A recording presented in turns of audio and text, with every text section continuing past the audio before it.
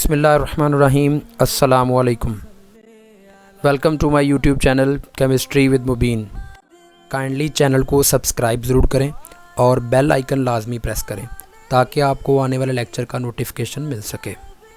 आज का लेक्चर जिस चैप्टर में से है उसका नाम है रिएक्शन काइनेटिक्स।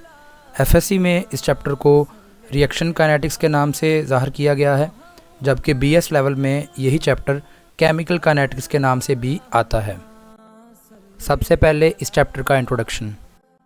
केमिकल काइनेटिक्स या रिएक्शन काइनेटिक्स फिज़िकल केमिस्ट्री का सबसे इम्पॉर्टेंट पार्ट है। इसके अंदर हम किसी केमिकल रिएक्शन के मुख्तलिफ पहलू डिस्कस करते हैं, जैसा कि rate, factors affecting the rate, example temperature, pressure, concentration, catalyst and solvent.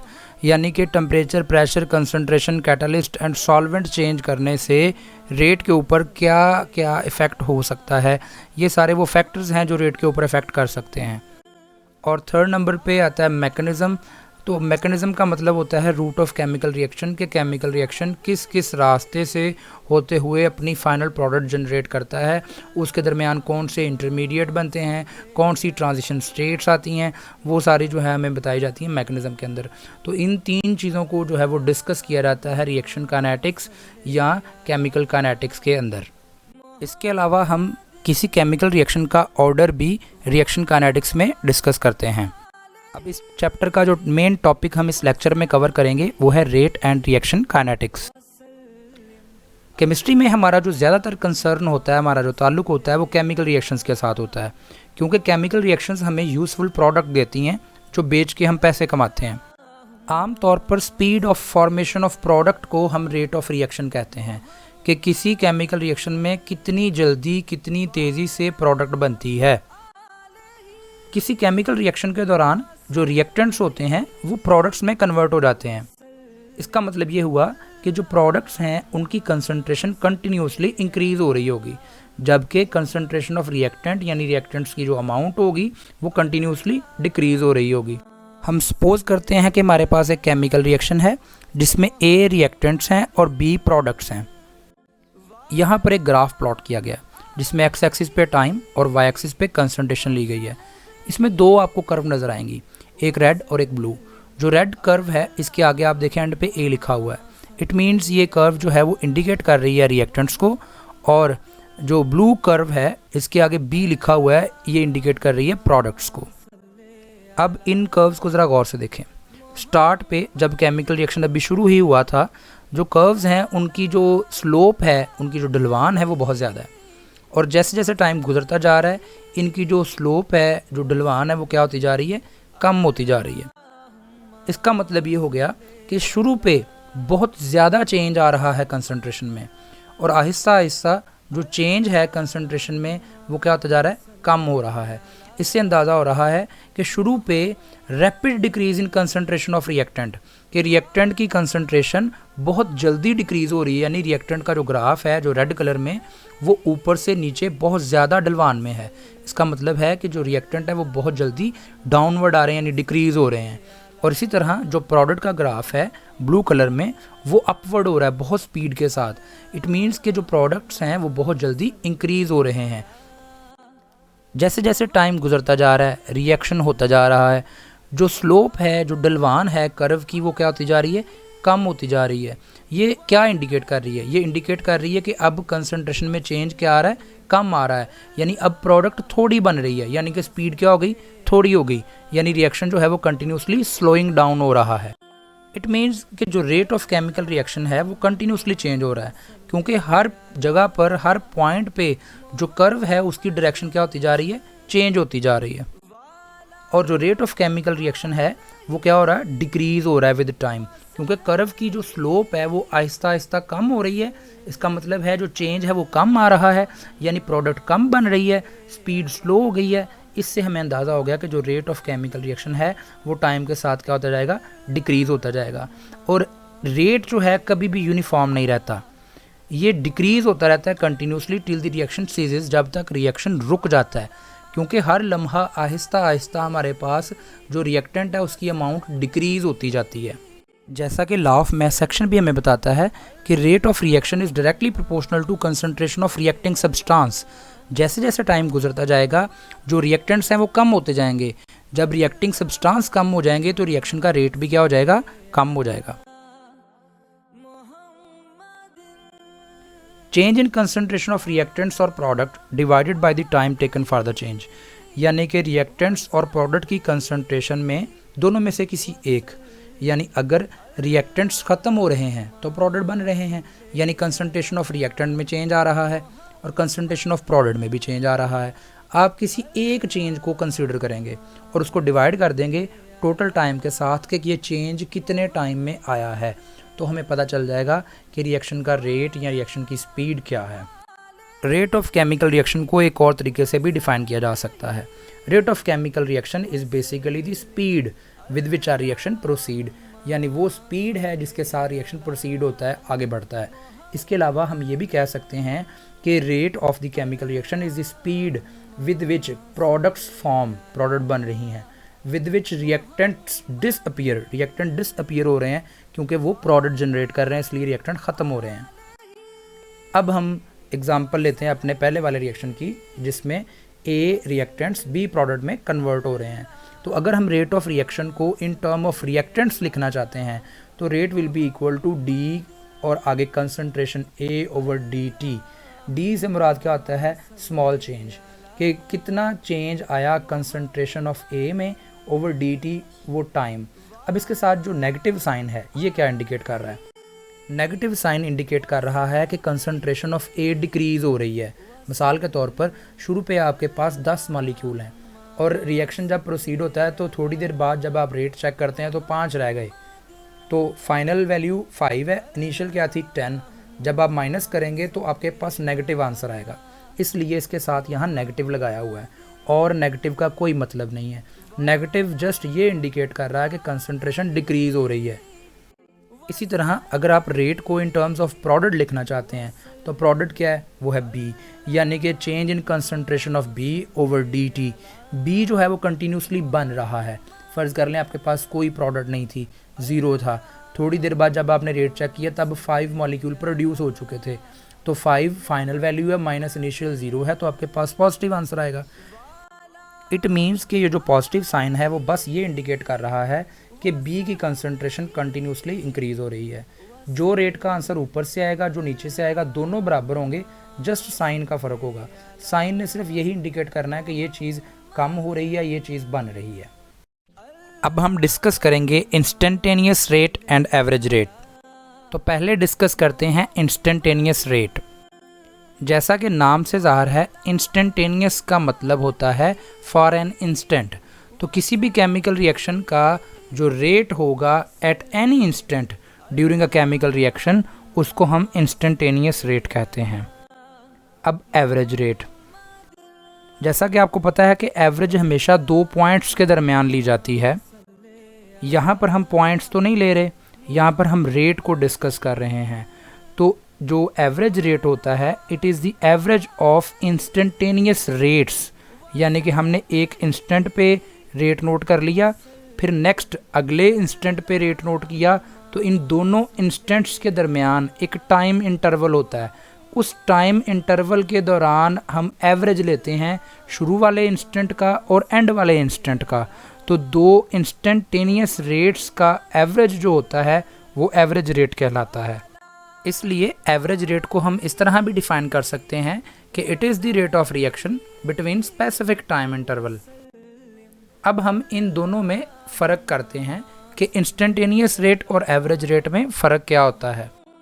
Instantaneous rate जो होता है, इसको हम मेजर करते हैं as change in concentration of reactants और प्रोडक्ट एट एनी इंस्टेंट, यानी किसी भी इंस्टेंट पे जो रिएक्टेंट्स और प्रोडक्ट की कंसंट्रेशन में चेंज आ रहा होता है, उसको अगर हम मेजर करते हैं कि कितनी स्पीड से चेंज आ रहा है एक इंस्टेंट के अंदर, तो उसको हम इंस्टेंटेनियस रेट कहते हैं। जबकि जो एवरेज रेट होता है वो किसी एक इंस्टेंट का नहीं होता, बल्कि वो एक से ज़्यादा यानी 2 इंस्टेंट्स का एवरेज होता है। सेकंड पॉइंट ये है कि जब हम इंस्टेंटेनियस रेट काउंट करते हैं तो ये सिर्फ एक ही इंस्टेंट का होता है, जबकि जो एवरेज रेट है वो एक टाइम पीरियड का होता है, जिसमें हम शुरू वाले इंस्टेंट से एंड वाले इंस्टेंट की बात करते हैं। एक मल्टीपल स्टेप रिएक्शन के लिए इंस्टेंटेनियस रेट फाइंड करना नामुमकिन है, जबकि अगर कोई रिएक्शन मल्टीपल स्टेप हो तो उसके लिए एवरेज रेट फाइंड किया जा सकता है। अगर हम चेंज इन कंसंट्रेशन को चेंज इन टाइम से डिवाइड कर देते हैं तो हमारे पास रेट बनता है। उस रेट को हम एवरेज रेट कहते हैं, यानी कितना कंसंट्रेशन में चेंज आया ओवर टोटल टाइम के कितने टाइम में ये चेंज आया। तो चूंकि ये एक टाइम इंटरवल बन जाएगा इसलिए हम इसको एवरेज रेट कहेंगे। लेकिन अगर यही टाइम इंटरवल इतना शॉर्ट हो जाए कि time interval approaches to zero हो जाए तो उस वक़्त ये रेट एवरेज रेट की बजाय इंस्टेंटेनियस रेट बन जाता है। यानी इंस्टेंट की जब बात करते हैं तो उस वक़्त टाइम इंटरवल नहीं होता, तो इसलिए फिर डेल्टा टी यानी चेंज इन टाइम वो हम फिर ज़ीरो के करीब अज्यूम करते हैं कि अभी हमने टाइम को चेंज नहीं करना, जो है वही रहेगा। तो इसलिए डेल्टा टी से मुराद है चेंज इन टाइम, वो अप्रोचेस टू ज़ीरो यानी कि नियर अबाउट ज़ीरो हम कहते हैं कि होगा। तो उतना टाइम जब हम लेंगे उसके साथ हम चेंज इन कंसंट्रेशन को डिवाइड करेंगे तो जो रेट बनेगा उसे हम इंस्टेंटेनियस रेट कहेंगे। आइए अब हम इन दोनों रेट्स के दरमियान रिलेशनशिप डिस्कस करते हैं। एट द स्टार्ट, जैसे ही रिएक्शन शुरू होता है, instantaneous rate is greater than average rate. जैसा कि हमने पीछे ग्राफ में भी देखा था कि स्टार्ट पे ग्राफ की ढलवान जो स्लोप होती है वो बहुत तेज़ होती है। इट मीन रेट जो है वो क्या होता है, ज़्यादा होता है। और वहाँ पर हम किसी भी इंस्टेंट का अगर रेट नोट कर लेते हैं तो वो क्या होगा, ज़्यादा होगा as compare to the average rate. और एट द एंड, अगर हम एंड पे फाइंड करते हैं इंस्टेंटेनियस रेट, तो एंड पे जाके जो ग्राफ है उसकी स्लोप बिल्कुल कम हो जाती है। यानी वहाँ पर किसी भी इंस्टेंट पे अगर हम रेट नोट करते हैं वो बहुत थोड़ा होता है। तो जब हम एवरेज लेंगे तो वो एवरेज से क्या हो जाएगा, लेस हो जाएगा। किसी केमिकल रिएक्शन में एवरेज और इंस्टेंटेनियस रेट दोनों इक्वल हो सकते हैं, लेकिन सिर्फ एक इंस्टेंट पे। फ़र्ज़ कर लेते हैं मेरे पास रिएक्शन का रेट आया 3 एक इंस्टेंट पे, दूसरे इंस्टेंट पे आ गया 6। जब मैं इनका एवरेज लूँगा तो मेरे पास आंसर आ जाएगा 4.5। तो इस पूरे इंटरवल के दरमियान कभी तो रेट 4.5 हुआ होगा। तो जिस इंस्टेंट पे रेट 4.5 हुआ होगा तो हम कहेंगे ये वो इंस्टेंट है जिस इंस्टेंट पे एवरेज रेट और इंस्टेंटेनियस रेट दोनों क्या हो गए हैं, बराबर हो गए हैं।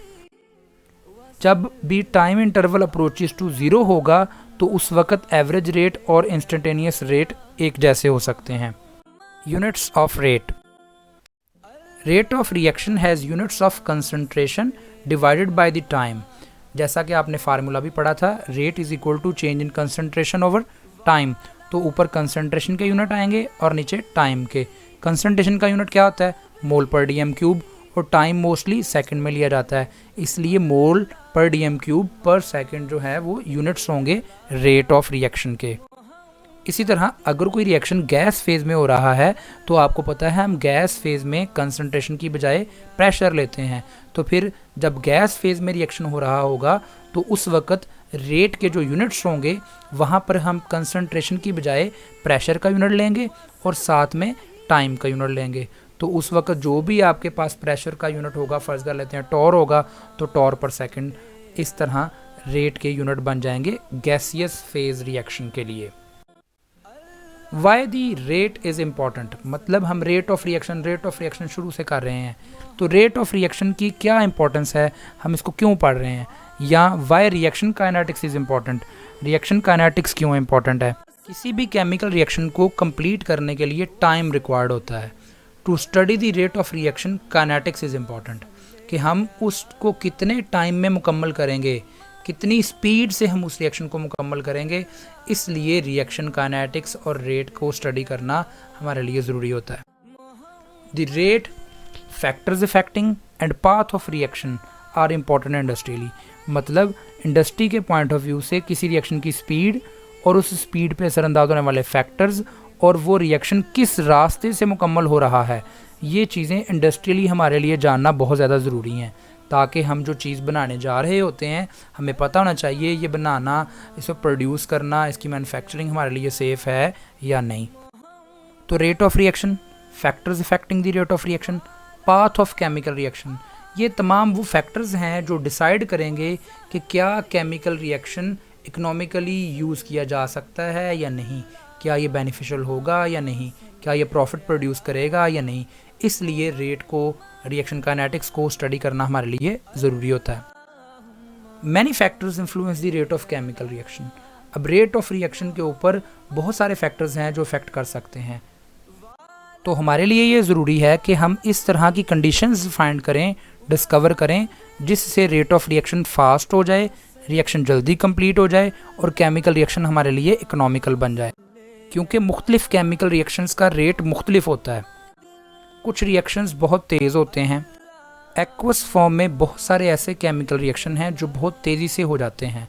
मिसाल के तौर पर जब हम सिल्वर नाइट्रेट का सॉल्यूशन लेके उसमें सोडियम क्लोराइड मिलाते हैं तो इन दोनों के मिलने से सिल्वर क्लोराइड के प्रेसिपिटेट्स जो कि वाइट कलर के होते हैं बहुत जल्दी बन जाते हैं, जिससे हमें ये पता चलता है कि ये केमिकल रिएक्शन तो बहुत तेज़ी से हो गया, तो हम ये बात कह सकते हैं कि इस रिएक्शन का रेट क्या है, बहुत ज़्यादा है। इसी तरह कुछ रिएक्शंस ऐसे होते हैं जो मॉडरेट स्पीड पे, मॉडरेट रेट पे होते रहते हैं। उसकी एग्जांपल है हाइड्रोलिसिस ऑफ एस्टर। एस्टर की हाइड्रोलिसिस जो है वो मॉडरेट स्पीड पे चलती रहती है। इसी तरह कुछ रिएक्शंस बहुत स्लो होते हैं। For example rusting of iron, जो कि एक बहुत स्लो प्रोसेस है, काफ़ी देर से मुकम्मल होता है। इसके अलावा केमिकल वेदरिंग, जो हमारे सफ़ेद पत्थरों वाली बिल्डिंग्स होती हैं वो ख़राब हो जाती हैं एसिडिक गैसेस की वजह से, जो कि एटमॉस्फेयर में होती हैं। इसके अलावा फर्मेंटेशन ऑफ शुगर, ये सारे के सारे बहुत स्लो प्रोसेस हैं। इन रिएक्शंस का रेट बहुत कम होता है।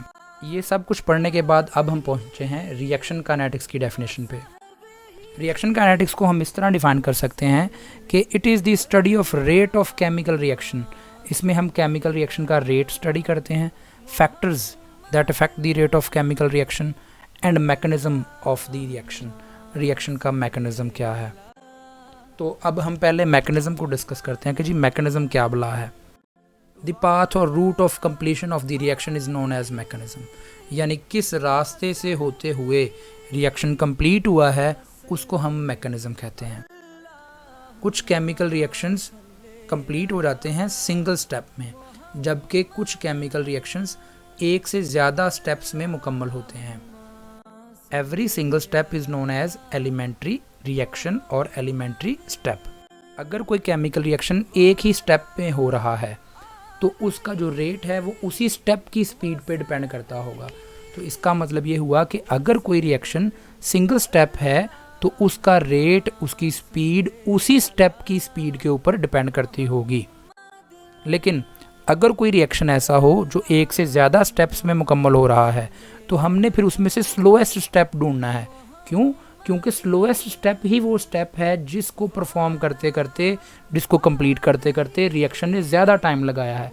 इसका मतलब है जो स्पीड है वो स्लोएस्ट स्टेप पे डिपेंड करती होगी। इसलिए हमें स्लोएस्ट स्टेप को देख के ये बात कहनी होगी कि जो स्लोएस्ट स्टेप है वही हमारा रेट डिटर्मिनिंग स्टेप है, वही डिटर्मिन करेगा कि केमिकल रिएक्शन का रेट क्या होगा। तो अब हम रेट डिटर्मिनिंग स्टेप के बारे में बताएंगे कि रेट डिटर्मिनिंग स्टेप क्या होता है। The slowest step of the chemical reaction is called rate determining step. यानी अगर कोई पेपर में पूछ ले कि what do you mean by rate determining step, तो हम कहेंगे अगर कोई रिएक्शन एक से ज़्यादा स्टेप्स में मुकम्मल हो रहा है तो उसमें से जो स्लोएस्ट स्टेप होगा उसको हम रेट डिटर्मिनिंग स्टेप बोलेंगे। नेक्स्ट लेक्चर इंशाल्लाह होगा वेलोसिटी कांस्टेंट पे, उसका इंतज़ार कीजिएगा। काइंडली वीडियो को लाइक ज़रूर कीजिए और अगर आपको वीडियो पसंद आई है तो चैनल को सब्सक्राइब करना मत भूलिएगा। Thank you for listening. जज़ाकल्लाह। अल्लाह हाफ़िज़।